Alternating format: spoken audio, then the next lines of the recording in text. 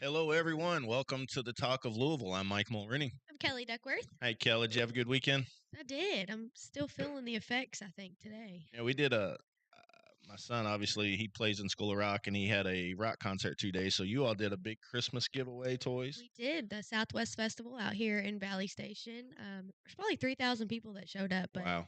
we gave away a bunch of toys. A lot of vendors showed up. It was a free event for the families.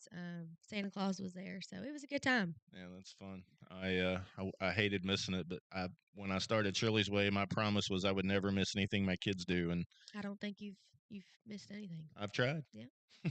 Well, we got a great show today. We got Mr. Daryl Davis here with us with Prisoner's Hope. I always say that wrong. I say Most Prisoners people of do, Hope, but Mike. yeah, it's just Prisoner's Hope. Welcome, Daryl. Thank you for coming on. Absolutely. Thanks, Mike. I met you, man, it's probably been a year ago now. Yeah. Through Dan Syme Jr., and he was talking about the great work you all do, and I couldn't wait to get you on to kind of talk about the work that you're doing. This is our first one, by the way, the Talk of Louisville. We've done a few podcasts over the years, and we're talking the ones we did were, did you say 4 years ago? I think it was three. Wow. I think it was 2021. Well, it feels good to be back in talking to people and telling their stories. I'll be honest, until I met you about a year ago, I'd never heard of the Prisoner's Hope. And to me, it's one of the most critical things that we're missing in society.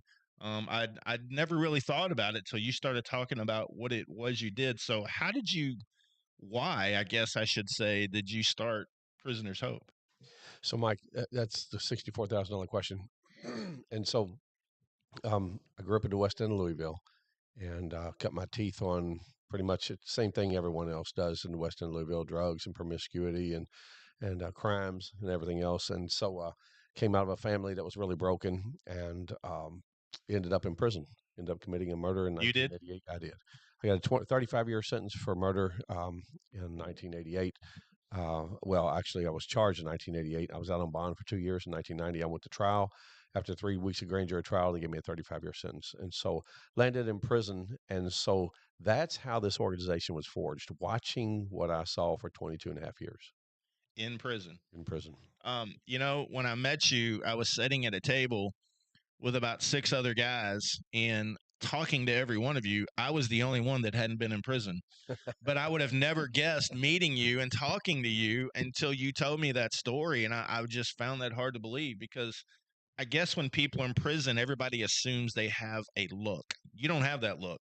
I would have never guessed that had happened. So, one of the guys at the table said, "Prison can change you for good or bad." And obviously, those six guys at the table, it changed them for the good. So, what did you see that really did you see people leaving and understood they had no place to go? Is that kind of how that worked? I did. I seen a lot of things that just broke my heart and broke my spirit, man. Watching families go away, watching people lose their kids. When you're there 10, 12, 15 years, man, no matter how loving your family is, they fade. Their help with you fades, their visits fade, kids grow up, kids go away, divorces happen. Men come and go. Recidivism's unbelievable.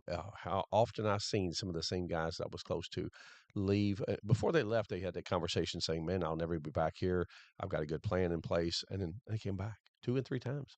And I'm like, what in the world? So I started really paying closer attention and assessing wisely about why were people coming back. And so when they came back, I asked the question, what happened? And so it was almost always the same thing, Mike. I didn't have a support base out there. I couldn't get an ID. I couldn't get insurance, couldn't get clothes. I had nowhere to go. I couldn't get a job. I had no family. And so all those bridges burn, and when you walk out the door, you're on the hit list. Really, when you walk out of the prison door, you are? You are right on it. I As mean, far as people coming back and trying to drag you back into your old habits? absolutely, yeah. What's Celebrate Our Recovery teach or AA, the same places, same locations. It's going to get you every time, and that's what they do. They migrate most of the time back to the same friends, same places, hoping they'll get help there, and the help they're going to get is going to land them right back in prison. Yeah. So how old were you when you got sentenced to 35 I years? was 29. Wow. Yeah. That's I just can't even imagine the sinking feeling of knowing that you might not see the light of day for 35 years. Yeah. So obviously you got on the right path. You hear horrible stories of people in prison that often in prison there's more trouble and drugs and fights and things like that in prison than out. Is that the case? I mean, is it really dangerous? It is. It is it comes and goes. It's kind of like when I got there to Kentucky State Reformatory, I had friends there from Portland, and as soon as I pulled up on them, they were saying, "Hey, we're running the prison. We've got drugs in here. We got police in our pocket. We got this." And so they were making big money. They had money behind the In walls prison? in prison, had Wow. drugs. They, I didn't know that. yeah, it was unbelievable. And so guards lose control of things, and sometimes they're paid off. Just simple as that. And It they just happens. don't care. I guess you see ones where prison guards will be having relations with some of the inmates, I guess, and doing different things. And I guess never being in there, I guess not knowing about it, I would think that everybody would be walking a straight line to be able to get out, but that's not the case. They're going to do whatever they want to do inside. Yeah. When you consider an officer making $14, $15 an hour, and the temptation that he can make $1,000 a week on top of that, yeah, he'll succumb to that. That I mean, that's a story for another day. But my argument sometimes is people that run organizations and the government staff, they don't make enough money for them to really care. So they just show up, do what they think they have to do just to make their money, and they go home. So they don't really care. Wow. Yeah. It was very dangerous when I got there. I saw shankings, I saw rapes. One of the biggest things that happens in prison is extortion. And so guys that's been there 10, 15, 20 years have no hope. They got nowhere to go. They're probably never going to get out of prison. They watch guys come through the gate. And if they see they're fresh, they got new kicks, they got nice haircuts, they know they're from good families. They watch them for a while. They watch how frequent they go to the canteen, how much money they're spending, how often they're on the phone. They watch them in the visiting rooms, what their family looks like. And then they begin to make an assessment about, I can extort that person. So they use them, reel them in, and then get them to do something and hold it over their head, I guess. Yep, yep, yep. Wow. Sometimes they pimp them out. It's pretty trifling. Yeah, one of the guys said that at the table that day, I'm not going to out him. He'll talk about it one day, I guess. But he was telling me that he saw a young kid come in there that was scared to death and saw that was about ready to be happening, or that was going to happen to him. He was going to be pimped out, and I guess he kind of stood up for him. I don't know. Is there like a rank and file in prison where you kind of know who the person running the show is in the inmate side? There absolutely is. Yeah, you'll always know who's running the prison, and there's usually 5 or 6 of those guys, and then they have what's called enforcers. Enforcers will work for them. They're guys that have life sentences that have nothing to lose, and so they run stores, they run parlay tickets, they do a lot of things. And when people get in debt and they can't pay, they're called check-ins. They'll either check in to segregation and stay away from general population, or the enforcer will get them. Really? Wow, that sounds so Sounds organized. like a show, like a TV It, show it, or a movie. I mean, it is. God. Well, I They started made watching some a good ones. show called Orange is Black or something like Yeah, that, Yeah, and I've I seen really that. got into it for a while. And I was watching that stuff, and I was like, "Is that real? Does that really happen in prison?" It yeah. sounds like it does. And well, now that you mention it, you think of Shawshank Redemption. Those guys, like the one guy that got out, he had nowhere to go. He had nobody, and so what did he do? He laid on the railroad track, and that's the way it is in prison. A lot of people there get institutionalized. They got no family. They got nowhere to go, and they just resign to being that. That's what they become. Well, and isn't there different levels of prison? Like there's class D's or something like that. Like There is. where I feel like that's Should I just, ask how you know that? yeah, I know. She must know something. Yeah, well, or you get like they'll have tablets and it's just kind of like a free for all in there, but Yeah. where you were sounds more, I guess, serious and Yeah, Class Ds are usually held in jails. When you get Class C, that's usually behind a minimum custody fence. Class B, Class A's, they're behind a fence. So you'll go to medium custody or high custody. And depends on how your conduct is. If you get in fights and stay in trouble, you'll stay behind a big fence. So you'll go to Eddyville or Eastern Kentucky Correctional Complex, one of those two. wow. So, I had a great thought and I just lost it on my head. But you said they're in there for a long time. They really have nothing to lose. But to me, if you do something bad enough, don't you? They put you in like isolation where you got to stay in a room with no walls or no windows and no. I mean, to me, that would drive somebody completely insane. And I've seen that happen. I've seen guys stay in segregation 5 and 6 years and come out of there not the same they went in. Mm. In segregation, do they get out at all, or they just stare at the same four walls, no windows, for however long they're deemed? So the institution is supposed to let you out 1 hour a week, and so A week. a week. So you would. Wow, I can't even fathom that. I guess is there are a lot of suicide in prison. If they get into that Yeah. isolation would drive me insane. Yeah, Kentucky State Reformatory was probably the worst. They had a unit there that was psychiatric, and there was a lot of guys in there that committed suicide, and they were stat flighting them out of there all the time. And so it was pretty prevalent. Wow, I had no clue. Like I said, I knew it was bad. But well, anyway, so you're a man of faith, and I've seen that quite a bit. I obviously I struggle a lot with faith because of what we deal with, but it changed your life. I think is what it did. So, are all prisoners like given a Bible? I guess is that kind of how you got started, or do they have church services and you decide what you want to do and how you want to participate? They do. Every institution has a chapel service. I'm going to guess probably 3 to 4% of those people that's in the institution would go. Rest of those guys would not be interested in that. My transformation took place while I was out on bond, and so I went to prison with, if you will, a new lens and a new heart, and saw things a little differently, and had a lot of compassion for watching families go away, kids go away. Men get deferments. If you've got a 20-year sentence, you can go to the pro board one, two, three times, and if you could make parole, but a lot of times you don't. And so watching guys come back that were excited to be, that did have families out there, maybe had kids, and go up to the pro board and get deferred over and over again and have to serve their sentences out, it's heartbreaking. So you got 35 years, but you got out early. Is that what you're talking about when your life changed when you got out on bond? They let you out on bond after so many years? No, I was out on bond right after I committed the murder. It was a murder in 1988, and so I stayed out for 2 years on 50,000 full cash bond. 1990, I was tried and went to prison and did straight 22 and a half, 3 straight years through.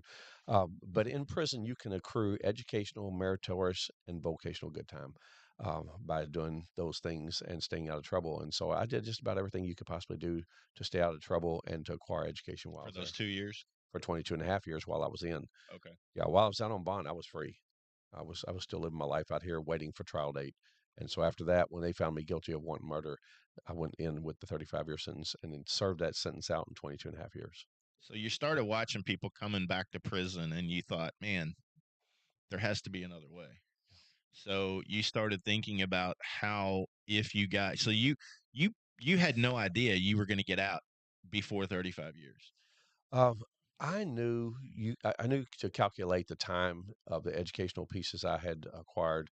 I knew there was going to be a rough vicinity of time that would be less than 35 years. I just didn't know exactly what it was going to be. So the educational stuff, if you take it upon yourself to go through those portions of prison, I guess they look at that and potentially could reduce your time. Is that how that works? They do. And most of those vocations are 2 years. I did 5 vocations. So I spent 10 years doing vocations: carpentry, masonry, fiber optics, ocean, serve safe. So I spent 10 years doing that. Did a lot of education. I got a GED and associate's, a bachelor's in theology, and spent all my time educating. Took every class they ever offered because I wanted to come out different than I went in. My So life was pretty unraveled at the seams when I went in. yeah, well, so that is the portion I guess that you realized that somebody needed to do something because I think we were talking before we started today that there's not a lot of other organizations out there that are doing what you're doing. So there are some prison ministries out there in Louisville, and they're doing a great job. But we are probably the only multifaceted organization doing what we do in Kentucky, not just in Kentucky and across the states. I don't know of any others doing it. So we mentor men and women on their way to prison, in prison, coming out of prison. We work with the families left behind and provide professional counseling for their children. And so we're touching every piece of this thing that we call incarceration.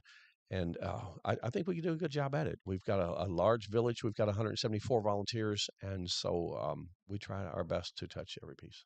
So for somebody that's never been in prison and doesn't understand how it works, so in my world, you get released. You got 10 or 12 family members standing there at the gate. When you walk out in a nice suit. You got all the food and clothes and things you need, and you have a big hug from your family, and that doesn't happen, does it? Doesn't happen at all. How does it work?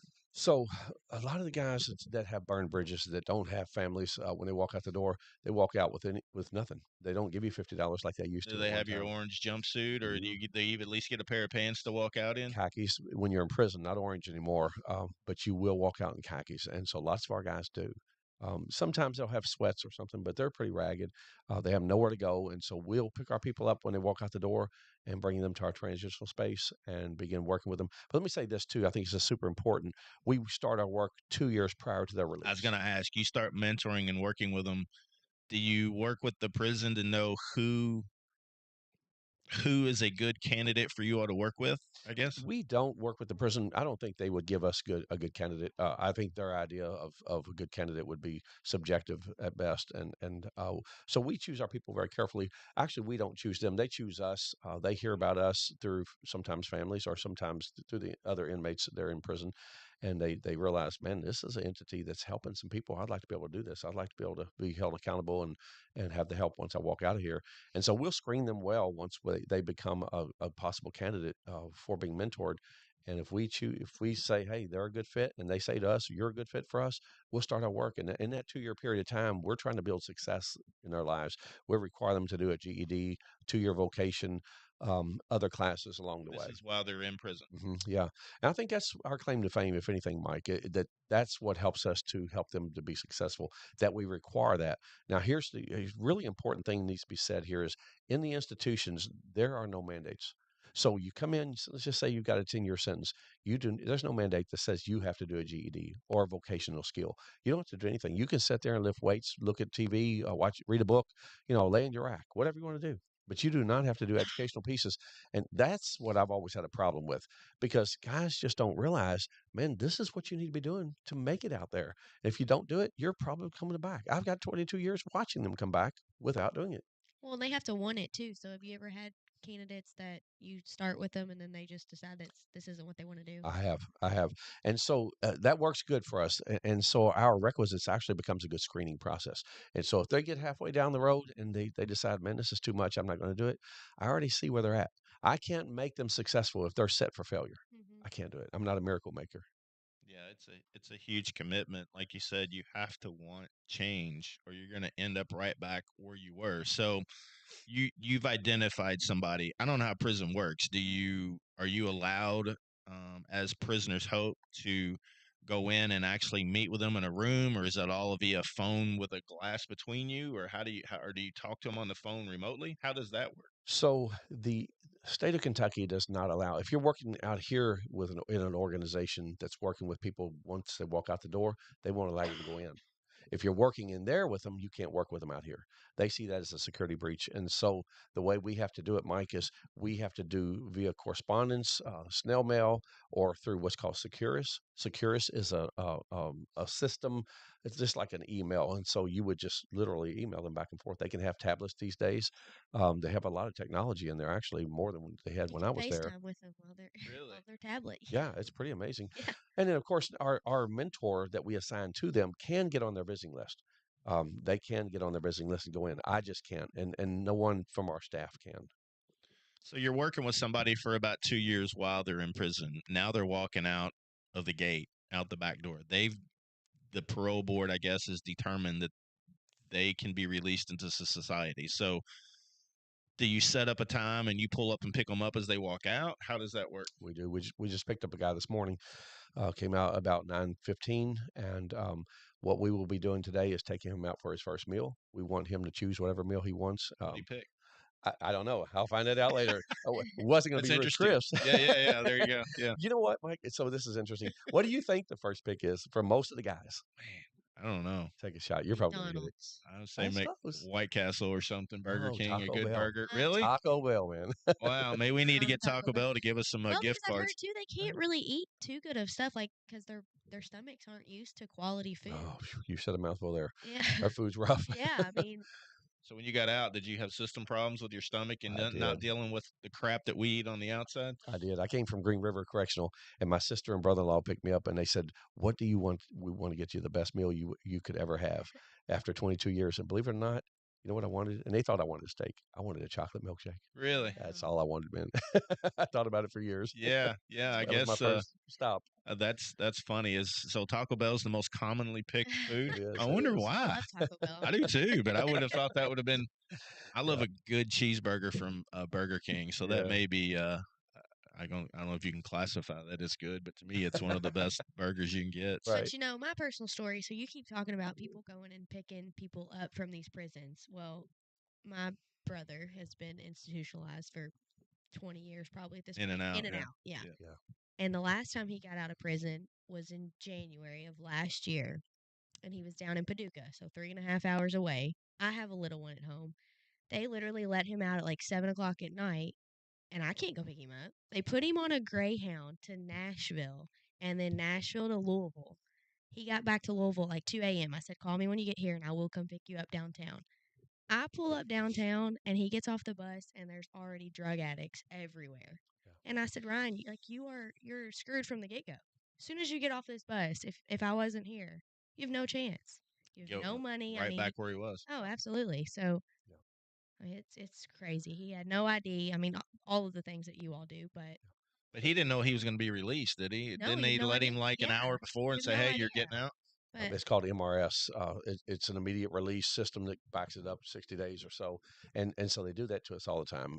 And you painted the perfect picture. That's exactly what it looks like. Today just happened to be one of those days where we knew he was coming out, but for hmm the most part, they call you on yeah, a they said, dime "Here's and your expect stuff. you to drop Get what you're out." doing. Yeah. Yeah, and a lot of these places, North Point, Eastern Kentucky, Western, those places are land and sea to us. I mean, I can't stop what I'm doing in No, the middle that's of the what day I and told go him. 3.5 hours one way to get No. someone. I love our people and we want to help them, but my goodness, they make it hard. Yeah, I feel like we're screwing up because, you hear everybody say prison can either change you or harden you, make you worse. But if you're released, you have nowhere to go, you have no money, you haven't eaten, you have no family that really care that you're there. What do you think's going to happen? Well, and he's been in these halfway houses, and they're just as bad. Oh I yeah. mean, the amount of drugs that go in and out of there, and I mean, some of the places he's told me he slept, I'm like, I've let him stay with me, and he actually still sleeps on the floor because he's not comfortable in a couch because that's not what he's used to. I mean, Yeah. it's crazy just some of the places that they've stayed. So we had to farm out for 10 years for some of those places. What I mean by that is when our people walked out the door, we always pay the first month's transitional housing. That's usually about $500 to $600. And so we get them a cell phone, we get their ID, we get their insurance started, we get them clothes, we get them work boots, we get them jobs. That's all going to happen within the first 4 or 5 weeks. And so, but for the first 3 weeks, we want them to just kind of sit down, breathe, and acclimate back in the community. We want them to kind of slowly move back in because once you leave those places, you're pretty much institutionalized. Hmm It's hard to change back into a community and figure that out. I remember walking out the door, walking into a Walmart, and for 22 years, you couldn't touch the commodities. If it was a bottle of water, it's behind a chain link fence. You give them a sheet and tell them what you want, they slide it through a bar and you get it. And so that's how you shop in prison, not out here. So when I walked into the Walmart, I thought, oh my gosh, are they looking at me? They think I'm going to touch something? hmm I'm not going to Am I steal going anything. back? Yeah. Yeah, yeah. I felt like I had a big target on me. Yeah. And it wasn't that way at all. But so we've had to farm that out for 10 years. And so last year we raised a capital campaign and we raised enough money to the point where we could buy a building. And so we were so tired of those kind of places, exactly what you're talking about, bed bugs and drugs, no structure, no programs, terrible inner city places, buildings falling down, and they were putting 12, 15 people in there charging $500 a month, and you're sleeping on the floor. And so we're like, we just got to With do the something bugs. different Yeah. with the bugs. And so we purchased a building, and it wasn't much different, Mike. It was a turd too. We worked hard on it since April. We've got every room in it, 27 rooms renovated. And so we're working on our program space downstairs now, and it's turning into a really nice place.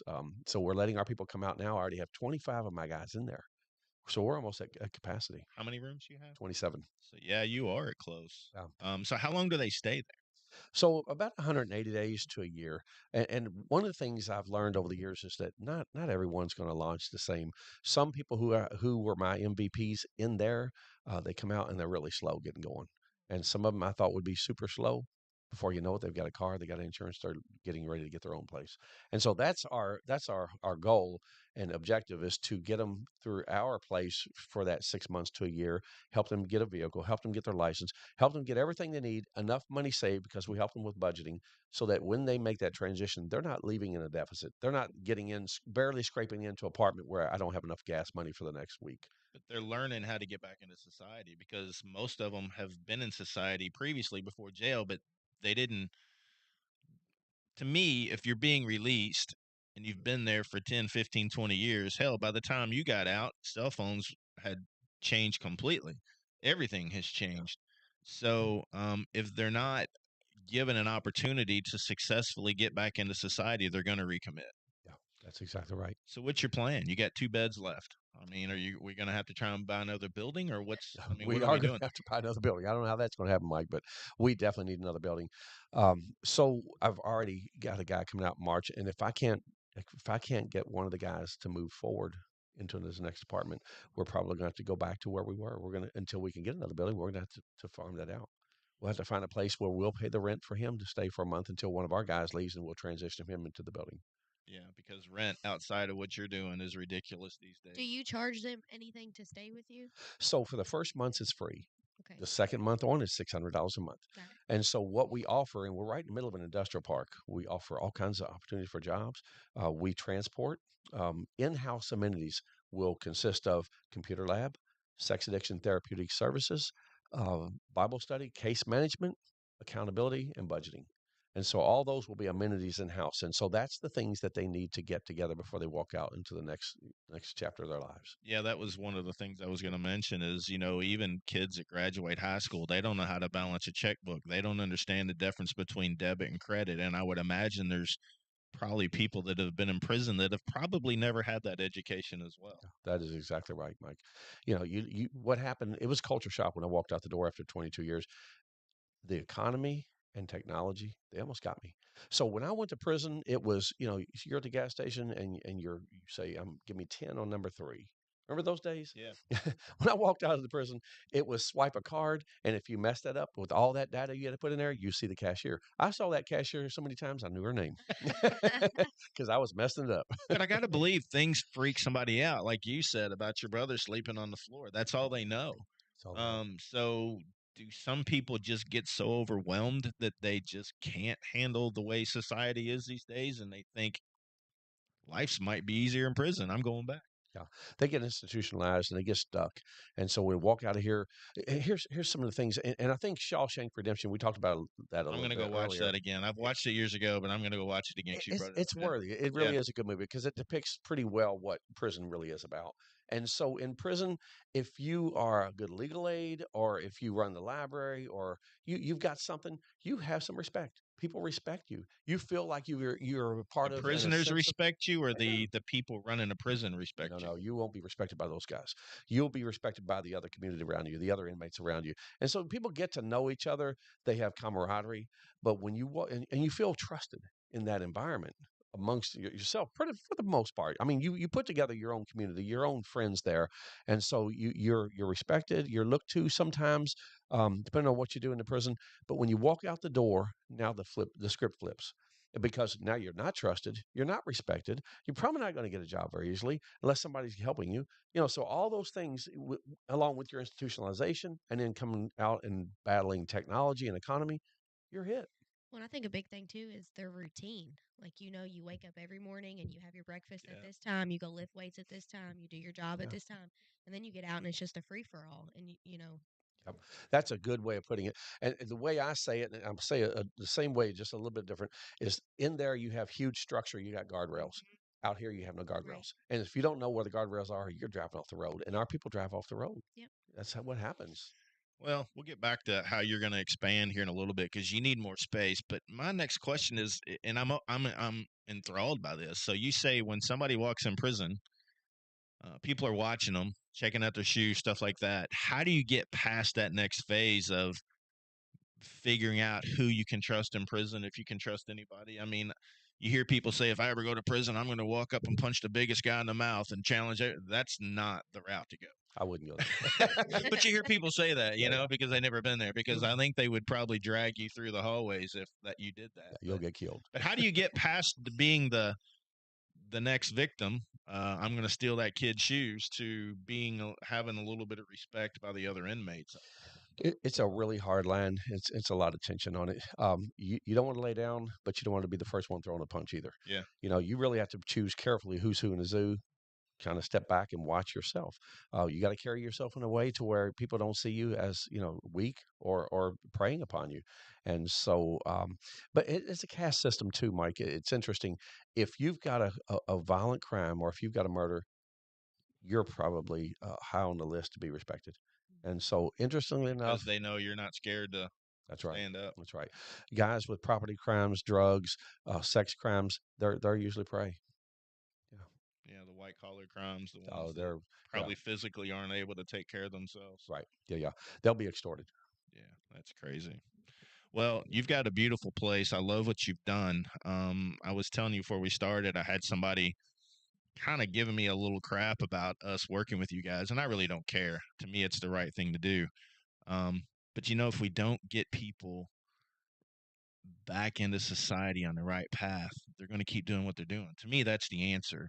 If you take somebody that's molested kids, which is the absolute most horrible thing to me that you can do, somebody's going to eventually take care of that. But if you've done your time in society, they may or may not be ready for you. But no matter what, if you're released, something has to be done. You have to be fed and shown how to get, and that's what you all do. You try to get them to that next step in life. It is. And so the way we broke into this part of our organization, first of all, let me say this. As a Christian organization, as you said earlier, Mike, our motto is this: in God's economy, there's no throwaways. I don't believe I for one like that. second that there's anybody that should be thrown away. Makes me feel better about myself. And so um, I helped guys in prison for 22 and a half years. I was, my heart had changed a lot before I got there. I had a lot of compassion. I helped guys write letters home that were illiterate. I read their letters to them. They trusted me. I walked the loop with them. I counseled with them, and I didn't care who they were or what crime they had. I was from the West End of Louisville, Portland, and so I had a lot of friends there. And they would come and chide me and say, "Man, what are you doing hanging out with those guys?" And I'm like, "Hey, man, they're people too." And so I didn't live my life differently out in there than I am out here. But I will tell you this: how we broke into this thing. So most of the people that we've worked with for the first 6 or 7 years in this organization were people just had basic crimes, and every now and then you would get somebody who had a sex crime. And so, as we began to help a few of those guys, what we found out was that there's no organizations out here in Kentucky or in Louisville for sure that's helping at all, bar none, because there's certain criteria about helping them. First of all, they have to be more than 1,000 feet away from a public playground, swimming pool, library, school district, all those things. So there's certain places they can live. That's the first thing. Secondly, they have to be on what's called a sex offender registry. So they have to, if they have a phone, normally it has to be monitored so that they watch what they watch or censor what they watch and see. Is there an app that they put on There it? is an app they put on it, and it's very sensitive. And sometimes things that are not pornography will pop up as pornography, and they can be censored or sanctioned from that. I got a guy sanctioned right now, as a matter of fact. And so as we begin to help a few of those guys, what happened was if you and I were in a large boat and it was going down, you and I found out there was something over here pulling us out of the water. Guess what we do? Out of compassion, we would look back and say, "Hey, man, guys, over here, this is how you can make it." And so that's what happened. Uh, it took 5 or 6, believe it or not, that we helped, that they began to say, "Man, there's an organization out here helping us." And Mike, we end up getting, oh my gosh, dozens and dozens and dozens of letters per month. And the majority of those guys had sex crimes saying, "Please, there's no one else to help us. There's nowhere to go. There's no housing. There's no one that wants to help us. Please help us." And so our caseload has about 30% of people who have highly publicized sex crimes. And so, that's a brow raiser for people in the community. They're like, "Man, you're helping those guys?" Yes, we are. Why? Because if we don't, who will? And here's a question I ask a lot when I try to raise funds for our organization. And I had literally have had businessmen say this when I go in and raise my banner and talk about who we are and what we do. They will look at me, and I've had this more than one time, and say, "So let me get this right, Mr. Davis. I put my tax dollars in a coffer to lock these fools up. So you want me to put money in your coffer to get them out?" And I'm like, no, you missed what I said. I don't have the capability of getting anyone out of prison, but here's what I do have the capability of doing: helping to change their life before they walk out of prison. And here's my challenge: how do you want them to walk out? Mm-hmm. So they're going to date somebody's daughter. They're going to live in some neighborhood. They're going to park next to somebody at Walmart. What kind of folk do you want them to be? So if we leave that alone, what's going to happen? Yeah, I tell you, I'm a believer. Somebody, certain things they do, I'm an eye for an eye kind of person. But after meeting you and understanding, if we don't do something, they're going to go out and reoffend. They will. And if they've been given the ability to be released, we have to do something with them. And giving them a path. I love your name, a pathways of hope. That's what it's about. And if they reoffend, that's on them. They go back, and I hope they don't ever reoffend. The problem is people get out of jail sometimes and they go out and murder somebody else, or they go out and rape somebody else because they haven't had the help they needed to to be able to be a productive member of society. Yeah. So, Mike, this is an interesting point because we work with them 2 years before they walk out the door. We are at a I think that's 70%. key, by the way. I do too. Yeah. I think that's our claim to fame. We have about a 70% success rate. So that means 30% of our people are going back as a recidivist. And so, what does that look like? Well, I will tell you this: out of 12 years of running this organization, only one has reoffended to the point where they committed a murder. I was going to ask, Yeah, which your success rate 70%, but if somebody does it again, they go back to jail. Do you give them another chance to come back to you? we do. We Okay. do. So the rest of those violations were technicalities, technical violations, and I do mean technical. You would be surprised what you could go back at. But if the media picks up on it, they're going to make it look like you did the worst Yeah, thing in the world, and yeah. But they don't say, hey, right. they weren't doing anything. It just, yeah, Yeah, it's clustered all under one umbrella, yeah, and so a revocation hearing just means that they may have committed something technical, but they have to go back and finish some time that was left there. So if they got out on parole, they had time on the shelf. It's called on the shelf. You got it waiting for you. If you mess up, you go back and do that. And so some of our people go back and do that. That's yeah. what happens. Wow, that's incredible. It's pretty interesting. But when you got out, I think you talked a little bit about this before. Who picked you up? My sister and my brother-in-law, they came from Oklahoma. They live over off of Old Shep, and they made the trip all the way down to Green River Correctional. And so it was about a 3 hour drive for them. And they arrived, and I was super excited because once I left LaGrange area, I was at Luther Luckett for 7 years and KSR for 7 years, and I got moved around to other institutions. And so I landed, as I served out, I was landed all the way down there. I hated for them to have to come pick me up, but when it got there, I was so excited.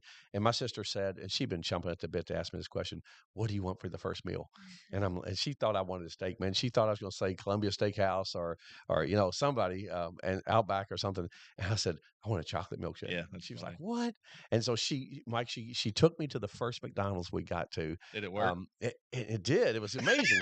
And so she gave me a $5 bill and she said, go in and get it. I'm like, I was scared. I didn't want to walk in there, dude. I was institutionalized. It was like, there's people here. There's women there. I'm They like, know me. Yeah, they know me. yeah. Yeah, and they don't know you, but in your head, you think In they my all know head, where you just came from. and I felt like a fish out of water because I walk up to the counter and the lady looks at me and I'm like, "Oh, she knows."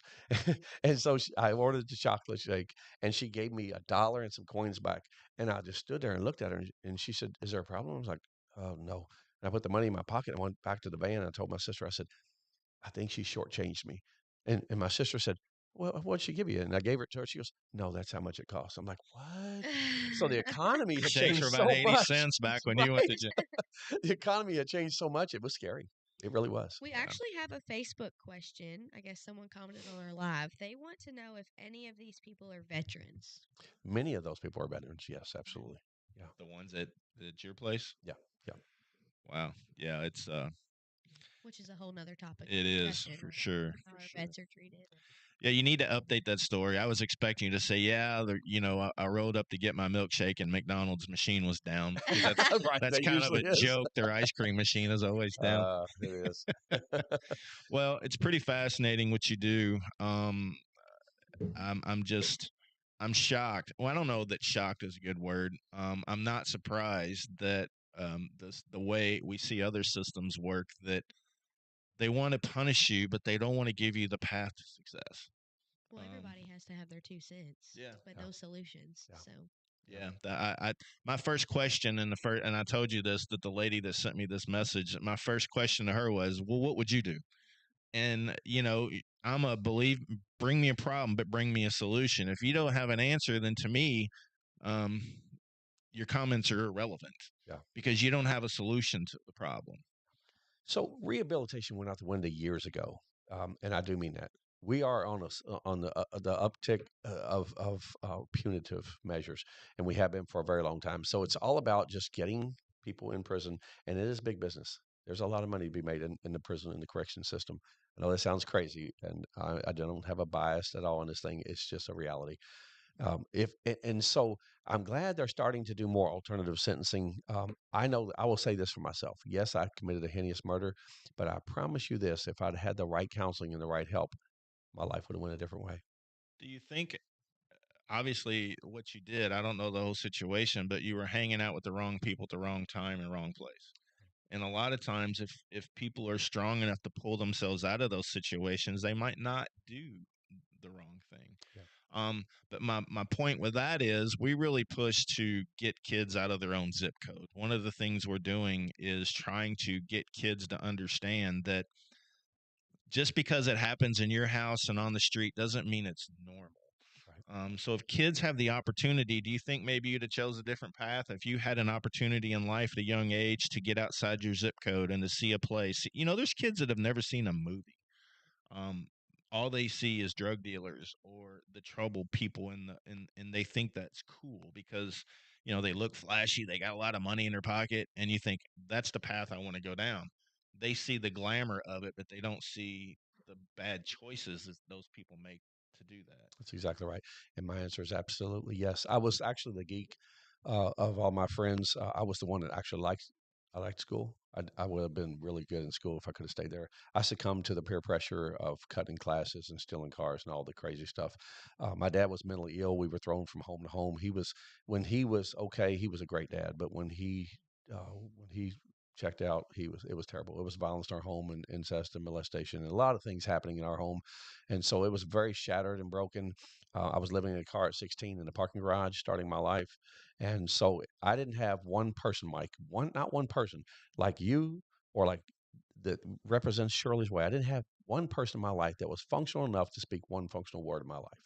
Nothing. So you were doomed from the get go. I mean, I hate to say and blame that for things, but as a kid, you don't know any different. We are a product of our community and our Yeah, if society. you see that all day long, that's what you think's going to be normal. Yep. We know some people that they're constantly fighting in one another, cussing each other out and talking mean to the wife, and the husband belittles her. If kids see that, they think that's normal, and that's a mild situation of things that are truly going on out Yep. there. When I met my first wife and I was dating her, I remember because I'm a Portland boy. I remember going out to the East End. She lived off Hikes Lane. And so I went out and sit down with her family, and I felt like a fish out of water. All I could think about was, I know there's no dope in the house. There's no guns. No one here has a warrant on them. And I'm like, this feels really strange because where I come from, all those things were applicable. Yeah, I'm sure you probably wandered into the house and was like, "What in the world?" I mean, I could see Yep, that. yep. I've said this on social media before. I thought people were rich when I was a kid if they had stairs in their house. I do too. So you were looking for the drug dealers, see if they were My around brother somewhere. actually said that one time. I let him take a shower at our house, and my husband had his G-Shock watch just sitting on the counter. And my brother came out and he said, "This would never fly where I stay. Like you don't just leave your It would disappear. $300." Absolutely. I Yep, mean, his whole life is in a backpack, and that's all yep, they have. yep, Well, But I mean, just to have that safety of we're able to leave our things out and yep. I mean, I guess my last question is: in a perfect world, what should be done? I mean, do we need more organizations like Prisoners Hope? Obviously, I think we do. Does the system need to change where, instead of putting more money to keep people incarcerated, maybe they need to put people in money in the ability to give people the options to see what is what is possible in the world. If you don't know there's other possibilities, you're going to go down the wrong path. Do you think, I mean, if, in a perfect world, what should change in a system to give people better opportunities? I actually have a good answer for that, Mike. First of all, yes, we need to replicate what we're doing. I would give anything, not because I'm the face of the brand or anything else. I don't care about that. What I care about is what we do works. I would love to replicate that across the Yeah. states. That's the first thing I would say. Secondly, I think the biggest breakdown of corrections is, well, obviously because it's punitive, it's not about rehabilitation. But here's the thing: when you walk through the door, you have a case manager, and that case manager looks at you, but rather than looking at Mike Maroney, what they're going to do is look at your crime, how much time you have to do, and what classes they're going to suggest you do, and that's it. You're done. And they've already prejudged you because of what you did. Yep. And so And I get that, but but rather than sitting down and making the assessment of, okay, he comes from a broken home, he's got molestation, he's got trauma, he's got all kinds of issues here. Let's get him some counseling. Let's get him so that the management of the case manager is very light. And so if they could really get into people's lives and set a path for them to where they could get some help, I believe that recidivism would go down, people would leave differently, and they would feel like they're getting real help. so what I'm hearing for you is if we have kids in situations that we know aren't good, we need to start investing money and be able to get in those kids in better situations so they understand what is truly out there and not the bad things that they see all the time. Yep. Start them early. That is exactly right. And I guarantee you, no matter who you are as a listener right now, you've got somebody in your sphere of influence that is jacked up, their lives broken, and you can look right now, and I guarantee you, you'll identify that person needs help. And all you have to do is be the one that gets up off the couch and says, "I'm going to help." Yeah. Which takes a lot. Most people talk a mean game, but very few people jump in and make a difference. They want to sit back and criticize. Daryl, do you have a website and how can people get involved? We do. It's theprisonershope.life, Life. And they could get involved by volunteering, mentoring, financially. Obviously, the language of a nonprofit director would be time, talent, treasures. That's what we talk about all the time. If you have time, we could use you to move the needle here. If you have talent, What kind of things do you need when you say talent? so if you're a CPA, if you're a bookkeeper, if you want to come clean the offices, whatever it is, But that all moves the needle. right, but I know the people that live at your facility, they have to put some sweat equity in. So do you need people, since they already have to commit to that, do you need construction people, painter, people to help can finish? Yeah, all You're the almost above. finished with your building, right? Yeah, Yeah. yep, Except for the basement, I think you said. yep. So do you need that type of talent and treasure? We do. We do. So someone's calling me today 10 times wanting to do blacktop. And I'm like, I don't have the money to do that. If you own a blacktop company, hey, you've got talent. You've Yeah, got there you treasures go. too. Yeah. And so just simple things like that. I mean, it can be done. And so, Y'all yeah, ever have Mike, like guest speakers or anything that comes in and talks to your residents or anything and we or do. teaches classes or something? We do. So we have a lot of classes. We're going to actually start using First Financial. That's our bank. They'll Hmm. come in and do financial literacy. And so we have a lot of good plans ahead of us once we get our program area done. We're going to have some really cool stuff. And I guarantee you, when our people leave, they'll be impacted greatly. That's awesome. I think a lot of it is just educating people because honestly, if you don't have someone that's been in and out of the prison system, they don't understand. They don't get it. But No, it's easy to sit back and be hardcore. And again, I got 3 kids and 2 of them are daughters, and I don't know what I don't would get do. us Facebook banned. Yeah, I would. But at some point, if somebody does their time, they've been released. We got to figure out how to get them back in, and you are doing a great job doing that. Thanks, Mike. In the 12 years we've been an organization, we've worked with, and we do track pretty well. We've worked with about 1,300 people that are either going to prison, in prison, or coming out. We've worked with about 900 families. That's incredible. It's a huge caseload for the people we've got. Somebody says to me, "Man, you've got 175 volunteers. That's great, Mike. We need It's not 175 enough. more Hmm. last week. Yeah. Like we got 39 people on the door waiting to be mentored. I can't reach it." Well, hopefully people see this. They'll reach out to you. We'll tag your Facebook page in the video and can tag you as well if you're okay with that. Sure. And hopefully people will have some compassion and understand that if we don't get this right, people are going to go out and reoffend. And I think that's the ultimate goal is to get them back in society so they don't keep doing the same thing over and over and That's right. over. Pretty amazing story. Thank Yeah. you for your time today. And, maybe we'll touch back in 6 months and see where you're at after that. Thanks, Mike. And I Thanks so think much. whether or not you agree with the work that you all are doing, that's why you made this podcast. Mm-hmm. Because it doesn't matter if people out there agree with it. We are giving you that voice to be able to come out here and share your story. So, And I Yeah. appreciate being here today, and I appreciate all the help Shirley's Way has given us. yeah. We appreciate you guys Well, greatly. You guys are again, killing it. it's there. We'll continue to support if things don't change in 2025 on us. So if things changes, we can't. But I firmly believe in what you're doing. I firmly believe in. There's another group in town that is trying to. What is it called? We went to their gala. Peace, educational peace. They Inside the basically schools. they try to teach kids at an early age that violence is not the answer. Is basically the point. So we've So got to that they start don't come early. to you in the future. Yeah. Right. I end up mentoring them. Yeah. Yeah. Right. Well, thanks so much, Daryl. We Yeah. appreciate your time. We'll have you Good. come back here in about 6 months. And my last word is we try to talk about our sponsors a little bit. If you want to sponsor us, let me know. The sponsor today is Max Care Carpet Cleaning. Have you called them yet this week? Good one. No, we're finalizing our Hillview location. So once all the drywall dust and everything's settled, then they can come in and clean. Yeah. Well, we need to do some before and after pictures and show people what an amazing job Jimmy and his team do at Max Care. But yeah, use them if you can. Look up Prisoners Hope. What's the website one more time? Theprisonershope.life. Life. Look them up. If you have a tie to something like that and have a passion for helping people get back on the right path and reintegrate it into society, this is a fabulous organization they've built, and I'm sure they'd love to have your help. Thanks, Mike. Thank you all so much. Yeah. Bye-bye.